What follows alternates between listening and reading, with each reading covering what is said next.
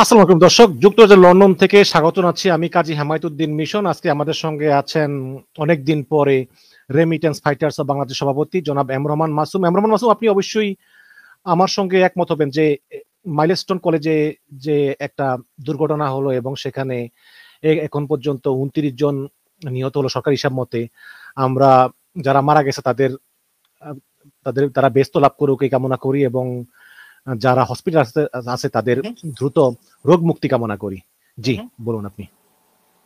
জি, প্রথমেই যারা আসসালামু আলাইকুম প্রিয় দর্শক যারা আছেন আপনাকে এবং আপনার শ্রোতা যারা আছেন তাদেরকে আমি প্রথমেই সেই সব যারা নিহত হয়েছে তার আত্মার মাগফিরাত কামনা করি এবং আম, যারা আহত হয়েছেন তাদের এবং নিহত সবার পরিবারের প্রতি আন্তরিক সমবেদনা জানাচ্ছি।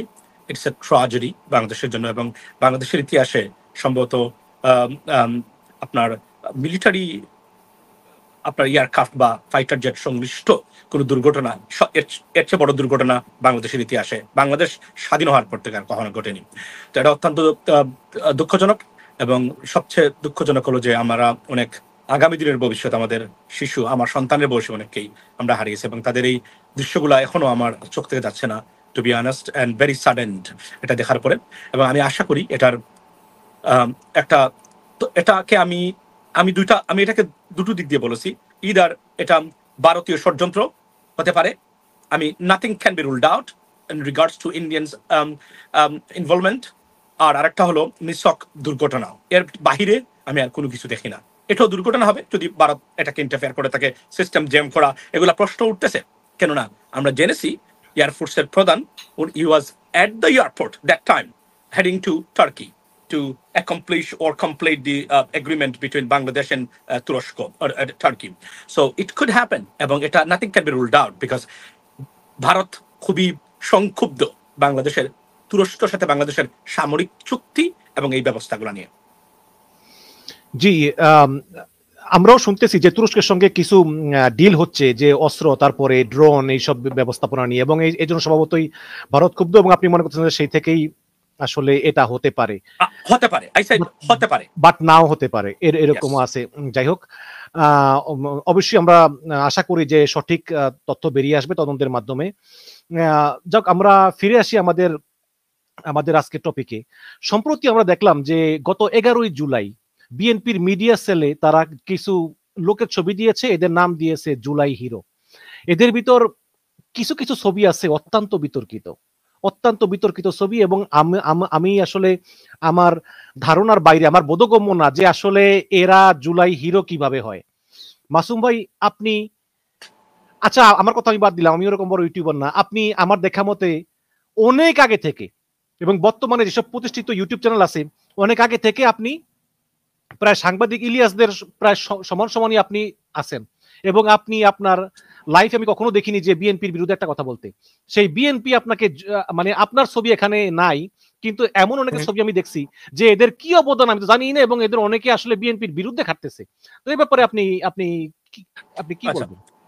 Thank you. এখানে বলাটা কি যে আমরা যখন শুরু করেছিলাম যে কয়েকজন, আমি সেই থেকে আজ পর্যন্ত আমরা ইভেন দ্য কঠিন সময় আপনি জানেন আমরা একটাই শপথ ছিল, বিএনপির সমালোচনা করা যাবে না আওয়ামী লীগের সময়। কেননা ভুল তারা করতেছেন, নেতৃত্বের ভুল আছে, সবকিছু আছে, সবাই এই কাজটা করেছেন। একমাত্র আমি মনে হয় এই একমাত্র ব্যক্তি যিনি বিএনপির সমালোচনা করি নাই এবং বিএনপির জিয়া পরিবারের কারো কখনোই করি নাই, এখনো করবো না, সমালোচনা কখনোই করে না, লেট অ্যালোন তারেক রহমানের মানে যারা আছেন তারা। বাট এর মানে না যে আমাকে লিস্টটা রাখতে হবে, লিস্টে না রাখলে সমস্যা, এটা আসলে বক্তব্য না। বক্তব্যটা হলো যে এখানে যে লিস্টটা আপনি নিয়ে এসেছেন আসলে এটা নিয়ে আমি কথা বলি না এভাবে, তবে তাদেরকে লিস্ট করার দায়িত্বটা কে দিয়েছে আমি জানি না। এখানে একটা জিনিস কি, বিএনপির এখন কথা বলা দরকার, এখন বলা দরকার, কেননা কথা না বললে সারা জীবন এভাবে থেকেই যাবে বিষয়গুলা। বিএনপির ভিতরে সবচেয়ে বড় যে প্রবলেমটা আমরা দেখা দিয়েছে, এখন আমরা প্রাণ খুলে বলি, কারণ 2 দিন পরে বিএনপি হয়তো ক্ষমতায় যাবে, সো আমাদের কথাবার্তা এখন আর কিছু যায় আসে না, যেহেতু আওয়ামী লীগ এখন ক্ষমতায় নেয়। সবচেয়ে বড় যে সমস্যা যাবে আমি শঙ্কিত, যে কারণে ইভেন বিএনপি যদি রাষ্ট্র ক্ষমতায় যায়, বুদ্ধিদীপ্ত বা ইন্টালেকচুয়াল পলিটিক্স এন্ড পলিটিশিয়ানস এর অভাব, প্রচন্ড অভাব। আপনি হাতে গোনা 2 থেকে 3 জন মানুষের বাহিরে ইন্টালেকচুয়াল রাজনীতি করার বা পরিবর্তন আনার যে অভিপ্রায় নিয়ে রাজনীতির করার মতো নেতা শূন্য BNP. This is the biggest problem.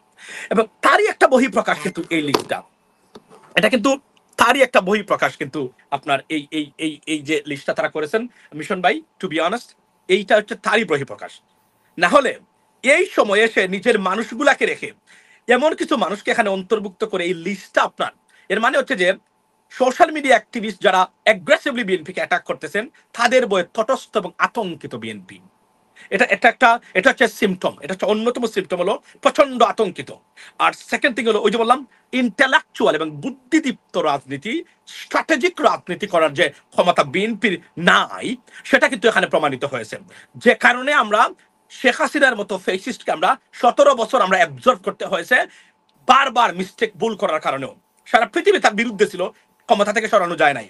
অথচ বিএনপির ডাকা আপনি 28 অক্টোবরে দেখেন 28 লক্ষ মানুষ, মানে কত লক্ষ মানুষ ডাকাতে জড়ো হয়েছিল, সেখান থেকে তারা চলে গেছে। অর্থাৎ বারবার বেগম জিয়ার বাড়ির আপনার সামনের যে ট্রাক মানে বালুর ট্রাক থেকে শুরু করে ব্যর্থতার সুলকলা পূর্ণ করেছিলেন তারা।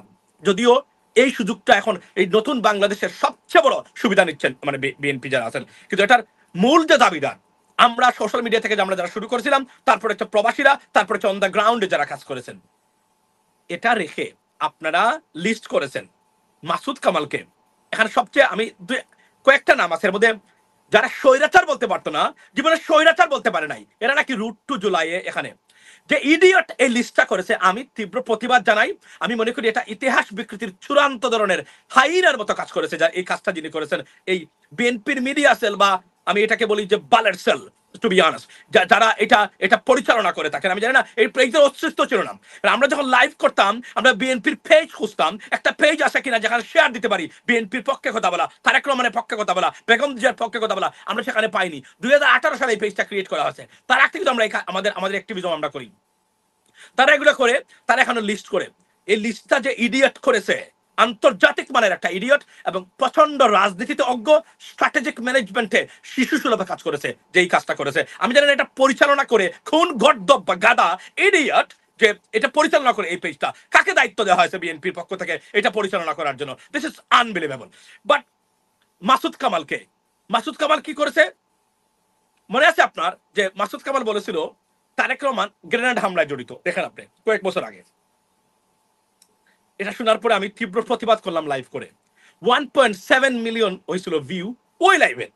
আমার পেজটা পরের দিন মাসুদ কামাল করেছে কিনা জানি না, আওয়ামী লীগের কেউ 3টা স্ট্রাইক করে ভিডিও তো ডাউন করেছিল, পেজটা পর্যন্ত ওই পেজটা আমি রাখতেই পারে নাই। মাসুদ কামাল তারেক রহমানের পক্ষ নিয়ে মাসুদ কামালের বিপক্ষে আমি লাইভ করেছিলাম। সেই মাসুদ কামাল রোড টু জুলাই যে স্বৈরাচার জীবনে বলতে পারে নাই, মুস্তফা ফিরোজের মতো ব্যক্তি এখানে কিভাবে আসলো? এটা জনগণ থেকে জিজ্ঞাসা করা দরকার যে এই বালসাল, সরি ফর মাই ল্যাঙ্গুয়েজ, এগুলোর দায়িত্ব তাদেরকে কে দিয়েছে এদেরকে? মানে তাদেরকে কে দিয়েছে এগুলা করার? ইতিহাস বিকৃতি করার দায়িত্ব এই বিএনপির মিডিয়া সেলের নামের অথর্ব অপদার্থ এবং ইডিয়ট দ্বারা পরিচালিত এই পেজে কে দিয়েছে তাদেরকে দায়িত্ব? এটা আমি বুঝলাম না, এটা দায়িত্ব দিয়েছে কে তাদেরকে? এই ইডিয়টকে খুঁজে বের করুন, তাকে তো জুতা পেটা করা দরকার, সুযোগ পাইলে তাকে জুতা পেটা করা দরকার। এই ইডিয়টের কারণে আমরা আমাদের পেজ গুলা খুঁজেছি, যাদের কারণে তারা তাহলে তারেক রহমান সাহেব গ্রেনেড হামলা জড়িত, তাহলে কি উনি প্রধানমন্ত্রী হতে পারে বাংলাদেশের? This is the biggest question. যদি নাই হয়ে থাকে, আমরা যদি প্রতিবাদ করে আমাদের ভুল হয়ে থাকে, তাহলে আপনারা সার্টিফিকেট দিচ্ছেন মাসুদ কামাল ইজ রাইট, তাহলে আমরা কি বলবো না তারেক রহমান গ্রেনেড হামলায় সরাসরি জড়িত? এটা খুবই দুঃখজনক। এই যে বিএনপির মূল প্রবলেমটা কোন জায়গায়? বিএনপির প্রবলেমটা হলো অথর্ব পদার্থ দ্বারা এই দলটা পরিচালিত হয় বেশিরভাগ। আপনি কি মনে করেন যে ওদেরকে বিএনপি কে গালিগালাজের উপর রাখলে ওরা মূল্যায়ন করে? আমি মনে করি বিএনপি কে প্রতিদিন আপনি গালিগালাজ করবেন। এইটা একটা সুন্দর প্রশ্ন করেছেন। দেখেন পিনাকি, তারপর ইলিয়াস, তারপর কনক সরোয়ার, এদের ছবি দিছে, এরা এমন কোনো দিন নাই যে বিএনপি কে গালিগালাজ না করে। না, আমার প্রশ্ন হলো দিতে পারে, বুঝলাম, কিন্তু তোমরা যে লিস্ট করেছো এই লিস্টে জীবনে যারা স্বৈরাচার, মুস্তফা ফিরোজ যে লিস্টে কিভাবে আসে? এই গাদার দল, এই বুর্বকের দল, এই গদ্দবের দল, মানে মুস্তফা ফিরোজ যে স্বৈরাচার জীবনে বলতে পারে নাই। গতকালকে পোস্ট দিয়েছে আওয়ামী লীগ ভারত থেকে, তাহলে ভারতের উপর আমরা নির্ভর করতেছি। দেখেন তার আওয়ামী লীগকরণের ওই গাদাদের চলে আসছে এখানে। আমার প্রশ্নটা তো আমি তখন বদার করবো না। এখন আপনি বলছেন যে হ্যাঁ বিএনপিকে প্রথম গালি দিবেন, they will suck your dick, they will come here and suck your dick, sorry for my language, গালি দিবেন প্রতিদিন, দে উইল সাক ইউর ডিক। অথবা তার পায়ে ধরবে। কেননা অথর্ব অপদার্থ অযোগ্যদের মানে সবচেয়ে বড় যোগ্যতা হলো তারা আপনার পায়ে পড়বে যখন আপনি তাদেরকে অ্যাটাক করবেন। আপনি ভদ্রতা দেখাবেন, ভালো মানুষকে তারা চিনতে ভুল করেছে এবং বিএনপি ভালো মানুষকে চিনতে ভুল করে, এজন্য বিএনপির আজকের অবস্থা। যদি নিরপেক্ষ নির্বাচন হয়, সেই নির্বাচনের রেজাল্ট আমরা নিশ্চয়ই দেখবো। আমি তো আবার বলছি, আমরা বিএনপির, আমি এখানে বলতে চাচ্ছি আজকে বিএনপির যে বিগত এর আগে 3বার দুর্নীতিতে চ্যাম্পিয়ন ছিল বিএনপির সময়ে, এই সময়কার কোনো মন্ত্রী এই ক্যাবিনেটে যদি তারা যুক্ত করেন, তাহলে আবারও কি আমরা সেই একই পথে হাঁটবো কিনা যদি বিএনপি ক্ষমতা যায়? This is the biggest question right now, and I am going to throw this question to the audience, ladies and gentlemen, because তাহলে আমাদের পরিণতিটা কোন জায়গায় যাচ্ছে? বিএনপি কি একই পথে হাঁটবে কিনা? কারণ বিএনপির তো সত্যিকার অর্থে স্ট্র্যাটেজিক ম্যানেজমেন্ট অথবা পলিসি অথবা ইন্টালেকচুয়াল পলিটিক্স এর কোন ধরনের ধারে কাছে আমি বিএনপিকে দেখতে পাচ্ছি না। গালি দিবেন, পায়ে পড়বে, আপনার দল suck your dick. This is the equation right now. So let's start to আজকে I mean do and follow Pinaki and Ilyas Hussein saying the way they are attacking BNP every single day. দেখবেন তারা আপনাকে রেসপেক্ট করবে, আচ্ছা বলবে আব্বা আপনি শান্ত থাকেন, আমরা আপনাকে লিস্টে নিচ্ছি। That is what it is exactly. না, আমি বলছি যে সাইফুর সাগর লোক ভালো, কিন্তু এই সাইফুর সাগর সাহেব তো সবসময় আওয়ামী লীগ আনতো, বিএনপি আনতো, মাননীয় প্রধানমন্ত্রী বলতো। তারপরে খালেদ মহিউদ্দিন, সে কিভাবে ফ্যাসিবাদী হলো? খালেদ মহিউদ্দিন সবসময় আওয়ামী লীগ বিএনপি দুই পাশে রেখে তিনি এখন হাসিনা বলে। আগে তো মাননীয় প্রধানমন্ত্রী ছাড়া কথাই বলতো না। হাসিনা টেবিল টক, হাসিনা তো এখনো সেই কলিমুল্লাহ, সেই মেজর আক্তার এদেরকে নিয়ে অনবরত রক্ষ করে। আপনার নাম এখানে কেন নেই? Because you respect BNP, that's why you don't have, your name is not there. You start to fuck them every single day. They will come in as a mission, Abba, how are you? How do you? Let's sit up and have a cup of coffee or tea. That's it. That's BNP. অতর্ব অযোগ্যদের এই দল নিশ্চয়, এবং এই পেজটা international গর্দব ছাড়া কেউ পরিচালনা করে না, এটা আমি নিশ্চিত করে বলতে পারি। এবং কোন গর্দবের বাচ্চা এটা পরিচালনা করে, এটা আমি দেখতে চাই। আমি sorry for my language, can not be stop anymore. Enough is enough, let's start now. সব এক্স্যাক্টলি বুঝছেন, এই গাদার বাচ্চারা এই পেজগুলো পরিচালনা করে এবং তাদেরকে ইতিহাস বিকৃতির দায়িত্ব দিয়েছে কারা, এটা আমি জানতে চাই। এবং কে পরিচালনা করে আমি জানি, আমি শুনছি যে 3 জন নাকি ভারত থেকে পরিচালনা করে। এটা ভারতে কেন থাকবে বিএনপির মিডিয়া সেলের মানে admin? I'm not sure, but then I came to know. It's just I'm stunned. Bharat থেকে বিএনপির মিডিয়া সেল পরিচালিত হয়, তাহলে কি ইলিয়াস এবং পিনাকি প্রতিদিন যে কথা বলে বিএনপির ভারত কানেকশন, এটাই কি সত্য কিনা? This is the biggest question right নাও। এখানে মিজানুর রহমান আজাহারি এবং শায়ক আহমদুল্লাহ তারা অবশ্যই সম্মানিত দুজন আলেম, কিন্তু এই রোড টু জুলাই, এই জুলাই আন্দোলনে তাদের কি অবদান আপনি আমাকে একটু বলেন তো ভাই, আমি বুঝতে চাই। এটা শুনেন, এটা কি অবদান শুনেন। ওই যে গর্দব গুলার যখন মানে এক জায়গায় জড়ো হয়, এদের মাথা কাজ করে না। তারা মনে করেছে লিস্ট দিলে এরা বিএনপিকে সেরে কথা বলবে। That's not how you can tackle them. There are many nice ways you can tackle those social media activists when they attack you. তারা মনে করেছে আমি লিস্টে দিলে আমার এই যে বললাম না, এই যে গর্দব এবং গাধাদের দ্বারা পরিচালিত, এই জন্যই আজকের এই অবস্থা। এবং এখনো যদি সঠিক নির্বাচন হয়, কার ভবিষ্যৎ কিভাবে যাবে, কে কোথায় যাবে আমরা কেউ জানি না। এর জন্য আমরা চাচ্ছি একটাই স্লোগান, মার্কা নয়, দল নয়, ব্যক্তির দ্বারা পরিচালিত হোক, মানে আপনার ব্যক্তির যোগ্যতা হোক আগামীতে ভোট পাওয়ার অন্যতম। একজন বলছেন বিরালী আলমের জন্য বিএনপির অবস্থা। আপনি দেখেন বিএনপি সোশ্যাল মিডিয়াতে যাদেরকে নিয়োগ করেছে মানে এই মুহূর্তে, এদের মানুষের কাছে জিরো পারসেপশন। আমি বাংলাদেশ থেকে মাত্র আসলাম, yes they have a media connection, বা সাধারণ মানুষ এদেরকে ন্যূনতম কোনো রেসপেক্ট দেয় না। একজন ভালো মানুষকে তারা অন্তর্ভুক্ত করতে পারে নাই। যারা ভালো মানুষ ছিল তাদেরকে তারা ছুঁড়ে ফেলে দিয়েছে, তাদেরকে তারা অপমানিত করেছে। আপনি কল্পনা করেন, নিজেরকে যারা জাতীয়তাবাদ, বাংলাদেশ জাতীয়তাবাদকে তারা প্রমোট করতো, এদেরকে তারা ছুঁড়ে ফেলে দিয়েছে ইচ্ছাকৃত ভাবে। এই জন্য আমি বলছি, তারা যাদেরকে নিয়োগ করেছে ডিসগ্রেডেড অধপতিত মানুষ, যাদের সাধারণ পাবলিকের কাছে জিরো আপনার অ্যাকসেপ্টেন্স। আমার নিজের দেখা, নিজের শোনা, এই হলো বিএনপির বর্তমান অবস্থা। এই জন্য আগামীতে বলছি, আমরা চাই না বাংলাদেশে কোনো আপনার প্রিন্স এন্ড প্রিন্সেস, কিং কুইনের বাংলাদেশ হোক। আমরা চাই সত্যিকার অর্থেই একটা গণতান্ত্রিক বাংলাদেশ আমরা পাই, যেখানে মানুষের ভোট দিয়ে মানুষ নির্বাচিত করবে। বাংলাদেশের জাতীয়তাবাদী আদর্শ বিস্তৃত হোক, কারণ বাংলাদেশি জাতীয়তাবাদ না ছাড়া বাংলাদেশ আসলে বাংলাদেশি হিসেবে নিজেকে পরিচয় দিতে হলেও আপনাকে চিন্তা করতে হবে 3 বার। তবে এই বাংলাদেশের মানে বাংলাদেশ জাতীয়তাবাদী শুধু বিএনপির বাংলাদেশ জাতীয়তাবাদ নয়। আমি মনে করি বাংলাদেশের ভিত্তিতে বাংলাদেশের জাতীয়তাবাদ প্রত্যেকটা দলকে, ভারত বিরোধী যারা আছেন সবাই বাংলাদেশি জাতীয়তাবাদে বিশ্বাসী বলে আমি মনে করি, এবং এটাই হওয়া উচিত। মাসুম ভাই, আমাদের সময় তো খুব স্বল্প, আপনাকে আমরা স্বল্প সময়ের জন্য পেয়েছি, হয়তো আধা ঘন্টা আমরা থাকবো। এখানে আপনার কি মনে হয় যে বিএনপি যা করতেছে, তারা তারা যারা প্রকৃত যোদ্ধা, যারা তাদের জন্য খাটতেছে, তাদেরকে না চিনে মানে আজে বাজে লোককে তারা তারা টাইটেল দিতেছে, সম্মান করতেছে, ভবিষ্যতে বিএনপি যদি কোনো বিপদে পড়ে, তাহলে আপনার মতো একজন যোদ্ধা, আপনি কি বিএনপির পক্ষে খাটবেন কিনা? আমি তো মনে করি না we have any reason to defend them anymore, because they will be fucked eventually in the future for sure. কারণ বুদ্ধিদীপ্ত রাজনীতি না থাকলে বাংলাদেশের রাজনীতি করা যাবে না। Even BNP, if they form the government, they will be collapsed within 3 to 6 months if they are not, if they don't fix themselves. মনে রাখবেন, আগামীতে ক্ষমতায় গেলে আপনি ক্ষমতা থাকতে পারবেন না। কারণ তারেক রহমান সাহেবের বিরুদ্ধে যে স্লোগানগুলো দেওয়া হয়েছে, এগুলার সিম্বল হচ্ছে কি জানেন? আগামীতে মারাত্মক চ্যালেঞ্জের মুখে পড়বেন যদি স্বৈরতন্ত্র এবং সুশাসন দিতে প্রতিষ্ঠা করেন আর সুশাসন দিতে ব্যর্থ হন রাষ্ট্র ব্যবস্থায়। অলরেডি তারেক রহমান সাহেবকে শুধু বিএনপির নেতা বানিয়ে দিয়েছে এই ছাত্ররা, যেভাবেই হোক না কেন তারা। আমি মনে করি এরা তীব্র প্রতিবাদ জানাই এই স্লোগানের। এটা আমি মনে করি প্রভোকেটিং স্লোগান, যে কারণে বিএনপির নেতাকর্মী যারা আছেন তারা পরিবর্তন দিতে বাধ্য হয়েছেন। রাজাকারের বাচ্চা যদিও যুবদলের নেতা নয়ন অতিরঞ্জিত, because he has so much money right now in his hand, প্রচুর পয়সা পাচ্ছে, তো যে কারণে পয়সায় তাকে বলায় এগুলা। তার তার যদি উশৃঙ্খলতা দেখেন আপনি বুঝতে পারবেন সে কত টাকা বানাচ্ছে। এটা হচ্ছে তার সবচেয়ে বড় এখানে হচ্ছে মূল জায়গা এখানে। সো আমি মনে করি এখান থেকে যদি বিএনপি সরতে না পারে এবং বিএনপি সত্যিকার অর্থে, কিন্তু আমি দেখতে পাচ্ছি না এখন পর্যন্ত কোনো সাইন যেটা কোনো পরিবর্তন হবে এবং পরিবর্তন তারা করতে পারবেন প্রত্যেকটা জায়গায়। আমরা তো বলি না এগুলা পিনাকি বা ইলিয়াসের মতো। আপনি দেখেন প্রতিটা জায়গা বাংলাদেশে দখল করে নিয়েছেন তারা, প্রত্যেকটা জায়গায় চাঁদাবাজির থেকে শুরু করে একদম সীমাহীন অবস্থা।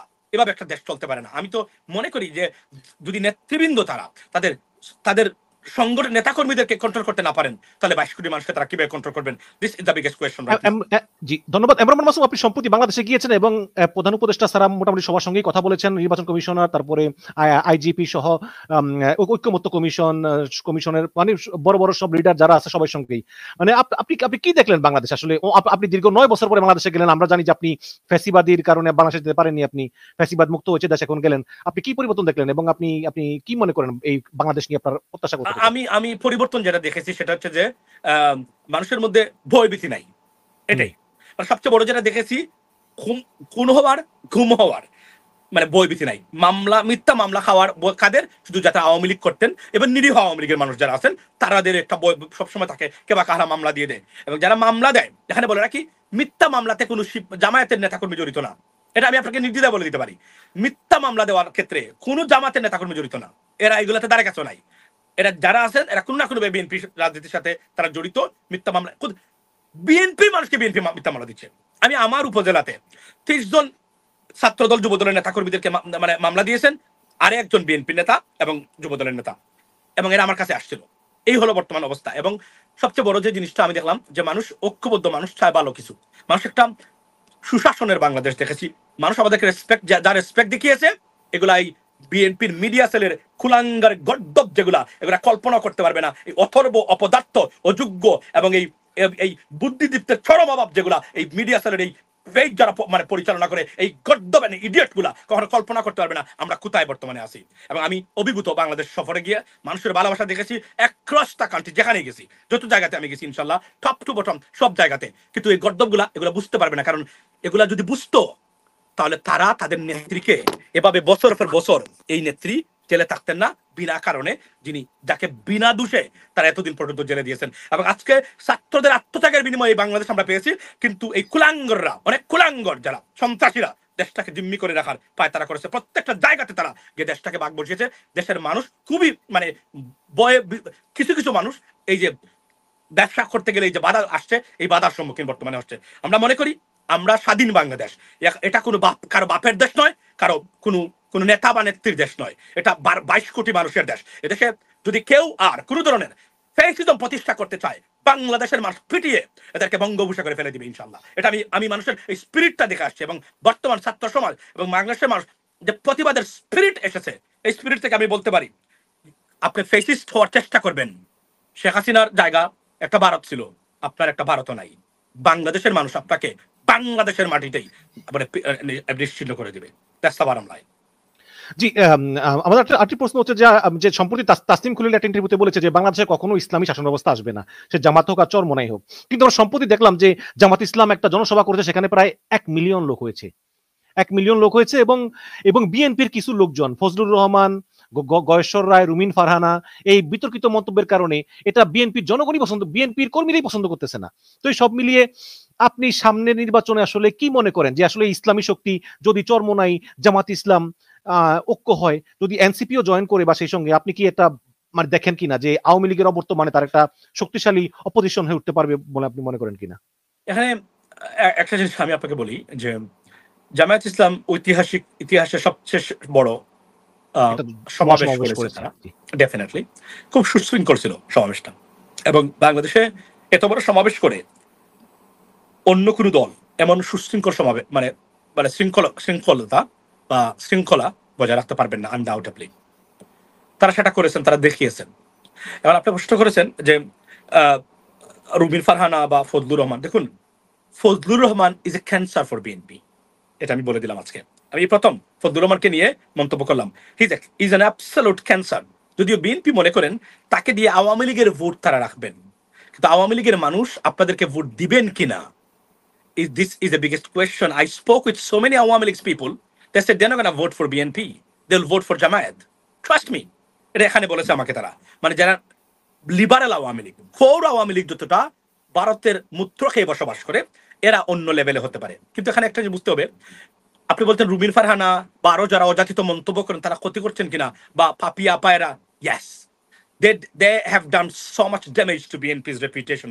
And then চাঁদাবাজি বা অন্যান্য যেগুলো আছে এগুলো তো আছেই, তারা করতেছেন। এই মানুষ কিন্তু মাসুম ভাই, বিএনপি চিন্তা করতেছে যেহেতু আওয়ামী লীগ মাঠে নাই, কাজে আমরা যদি একটু ওই মানে ওইরকম প্রগতিশীল হয়ে বা ওইরকম একটু আরো বামে ঝুঁকে আমরা যদি আওয়ামী লীগের ভোটগুলি কালেক্ট করতে পারি, তাহলে তো আমাদেরই লাভ। কিন্তু আপনি কেন মনে করতেছেন যে বিএনপির এই পরিকল্পনাটা সাকসেসফুল হবে না?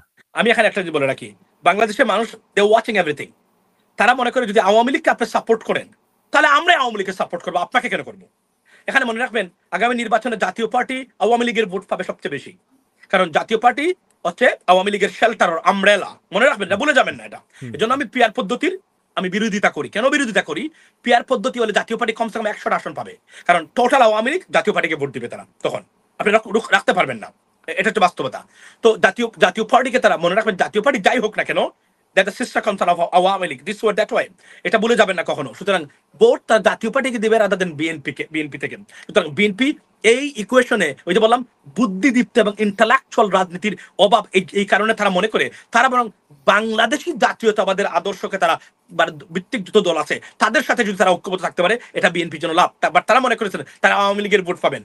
আমি যাদের সাথে কথা বলেছি কেউ আমাকে বলেন নাই তারা আওয়ামী লীগ বিএনপিকে ভোট দিবেন যদি নির্বাচন, তারা বলছেন তারা জামায়াতকে ভোট দিবেন বা অন্য কাউকে ভোট দিবেন, বিএনপিকে দিবেন। I have no idea why, but তারা বুঝতে পারতেছেন হয়তো ফজলুর রহমানকে বঙ্গবন্ধু বা আওয়ামী লীগের প্রপাগান্ডা বা মানে এটা প্রচার করে তারা আওয়ামী লীগের ভোট পাবেন, এটা যে কতটা হিতে বিপরীত হবে। কারণ এই মুহূর্তে যদি নিরপেক্ষ জায়গায় ভোট হয় তাহলে ফজলুর রহমান একটা মেম্বার হওয়ার যোগ্যতা রাখে না, এতটা নিগৃহীত এবং দীক্ষিত একজন ব্যক্তি, একজন মানুষ তাকে পছন্দ করে না। এবং এই মুহূর্তে ওবায়দুল কাদেরের পরে সবচেয়ে বেশি মানে ফানি এবং হাস্যরস, যাকে মানুষ মানে ওই যে বললাম না যে ফানের পাত্র বানিয়ে ফেলছে, তার নাম হচ্ছে ফজলুর রহমান। সুতরাং একজন রাজনীতিবিদ যখন মানুষের হাসির পাত্র হয়, হাসির খোরাক হয়, সে আর রাজনীতিবিদ থাকে না, তাকে কৌতুক মেনে থা বললেই ভালো হবে। কারণ রাজনীতিবিদদের একটা ওজন বা ওয়েট অন্য জায়গায় লেভেলে থাকতে হবে, যে কোন মানুষের সাথে তুলনা করলে, এটা নাই তার।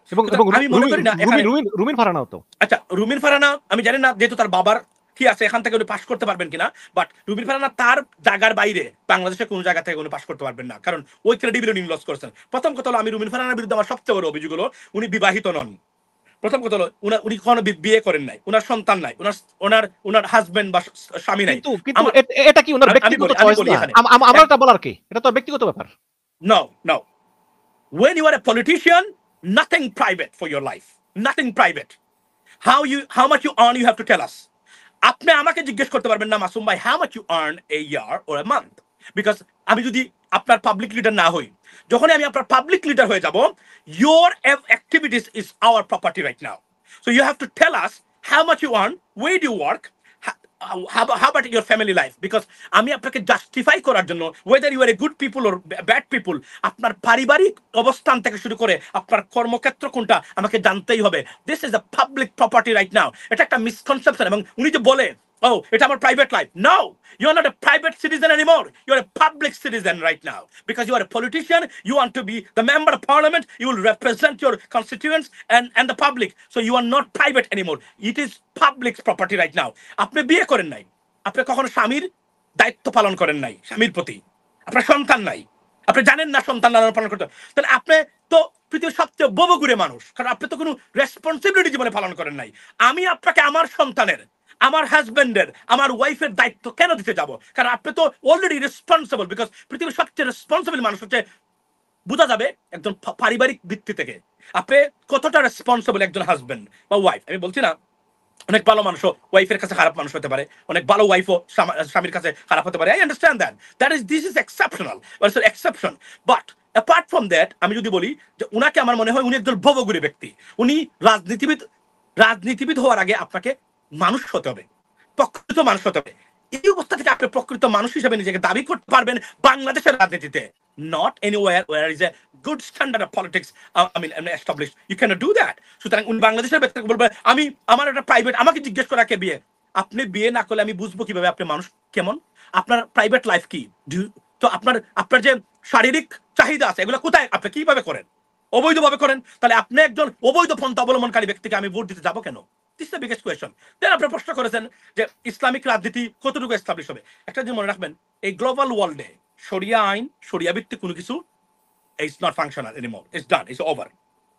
Jamaat Islami is not even a Islamic political party. Saudi আরব, আফগানিস্তান এখানে তো আছে।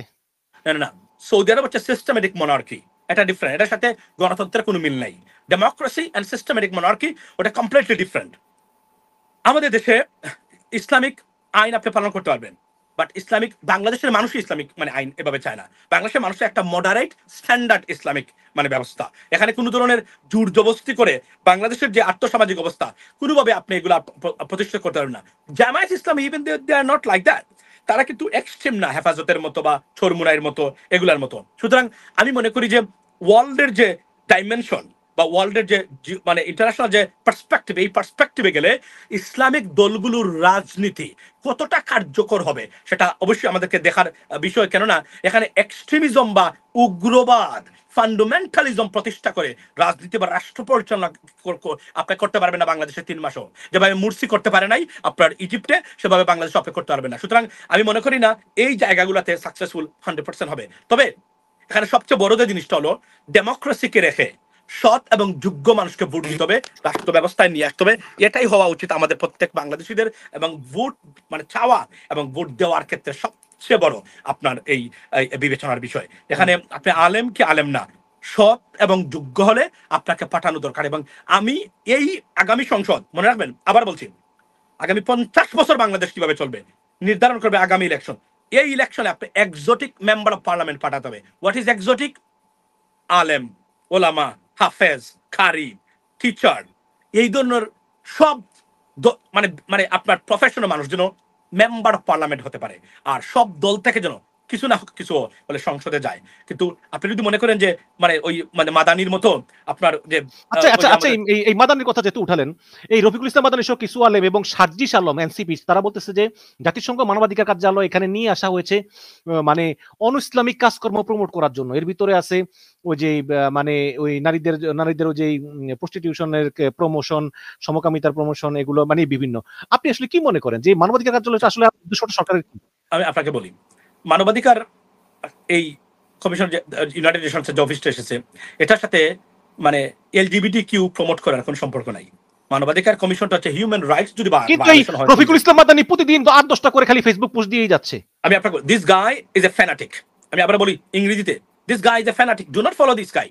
দিস গাই চরম উগ্র fundamentalist, do not follow anyone this guy. If you follow him you will be in trouble. এই হচ্ছে প্রচন্ড লেখাপড়া করে নাই, মাদানি লাগিয়েছে জীবনে, মদিনাতে যায় নাই, মদিনাতে বসবাস করে নাই, একটা মূর্খ লোক, কোনো কিছু জানে না, কোনো কিছু বুঝে না। সে বাংলাদেশে ফ্যানাটিজম প্রচার করতেছে। একে পরিত্যাগ করুন, পরিহার করুন। কোনো কিছু বুঝে না, সে বুঝতেও পারে না পৃথিবীটা কিভাবে চলছে।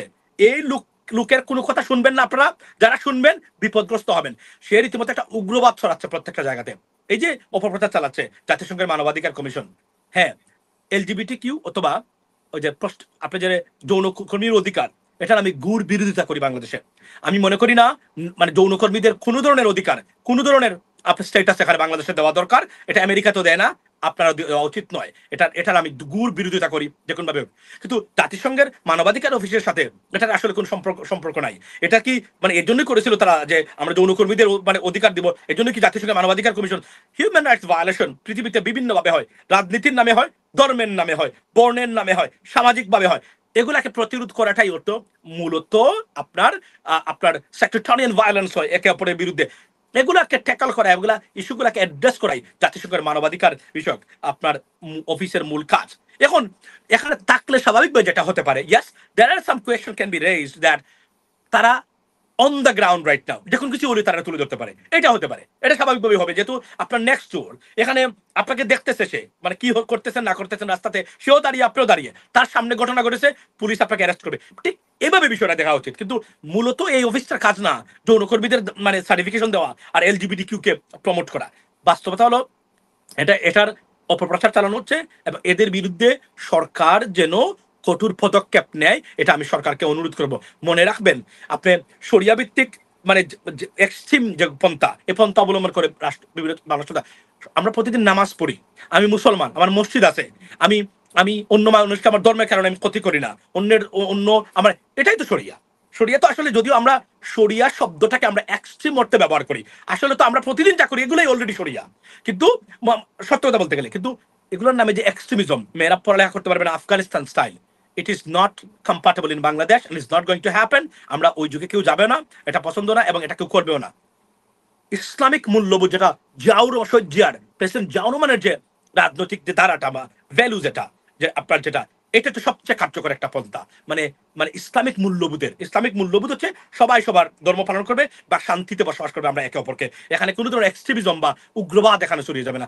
দ্যাট ইজ আমি মনে করি ইট শুড বি। অনেক অনেক ধন্যবাদ। আচ্ছা, আমরা মাসুম ভাইকে হারিয়ে ফেলেছি। মাসুম ভাই আপনি আছেন আমাদের সঙ্গে? জি আমি আছি। মাসুম ভাই, আমার দুইটা প্রশ্ন আছে। এটা দুইটা প্রশ্ন করেই ফেলি। সেটা হচ্ছে যে এনসিপি আমরা ইদানিং দেখতেছি যে যারা আসলে ছুপা আওয়ামী লীগ, তারা যেহেতু সরাসরি আওয়ামী লীগের পক্ষাবলম্বন করতে পারে না, তারা অনবরত এনসিপি কে গালিগালাজ করে। এই মাসুদ কামাল একজন আছে, নূর তুষার একজন আছে, এরা সব সময় এই এনসিপি গোপালগঞ্জে তাদেরকে মারার চেষ্টা করলো। এখন বলো গোপালগঞ্জে কেন গেলা? তারপরে বলে সরকার এত পুলিশ লাগায় কেন ওদের পিছনে? আরে বাবারে, ওদেরকে হত্যা করার জন্য অনবরত আওয়ামী লীগ প্রমোট করতেছে মিডিয়াতে, ওদেরকে হত্যা করো। তাহলে ওদের নিরাপত্তার জন্য কি সরকার পুলিশ লাগাবে না বা পুলিশ বা সেনাবাহিনী নিয়োগ করবে না ওদের নিরাপত্তার জন্য? এটা তো ওদের নাগরিক অধিকার। এখন আপনি আসলে এই এনসিপির ভবিষ্যৎ নিয়ে আপনি কি দেখেন? এই যে কদিন আগে তারা আওয়ামী লীগের হাতেও দুরানি খেলো, বিএনপির হাতেও দুরানি খেলো চট্টগ্রামে, সব মিলে আপনি এনসিপির ভবিষ্যৎটা কি দেখেন সংক্ষেপে? আচ্ছা আমি বলি, দেখুন এক্ষেত্রে আওয়ামী লীগ এবং BNP they are on the same page. For example এনসিপির প্রতি খুব কেন আওয়ামী লীগের অস্তিত্ব বিনষ্টকারী যে গোষ্ঠীটা নাম্বার ওয়ান আসবে তারা হচ্ছে এনসিপি। এরা কি আপনাকে পছন্দ করবে? এরা কি আপনাকে মানে মিষ্টি খাওয়াবে মনে করেন আপনি?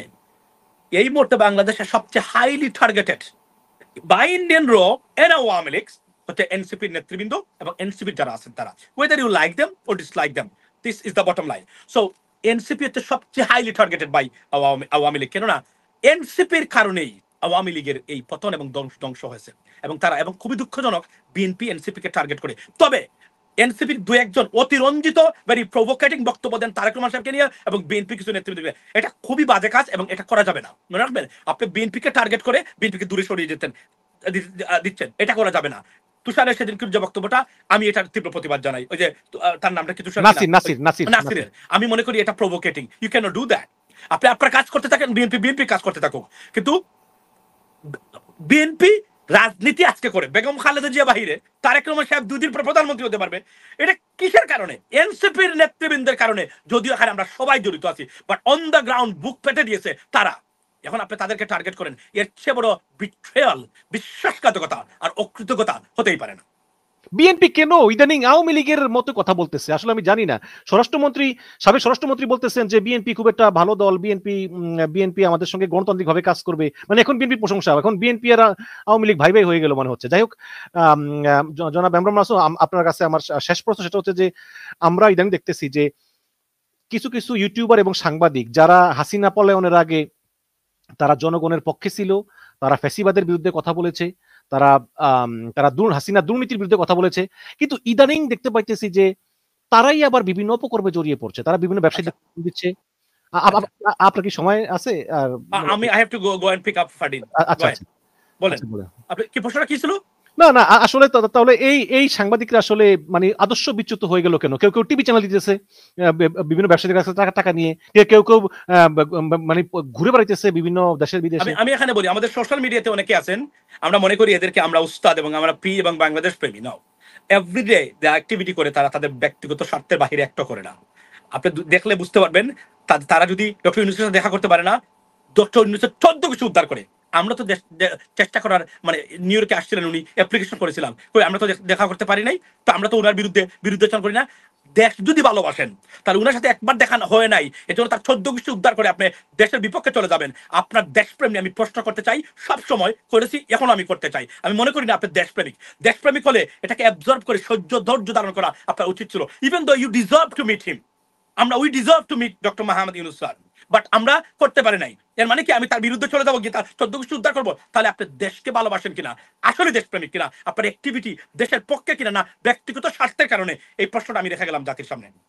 মাসুদ ভাই, অনেক অনেক ধন্যবাদ আমার সঙ্গে থাকার জন্য।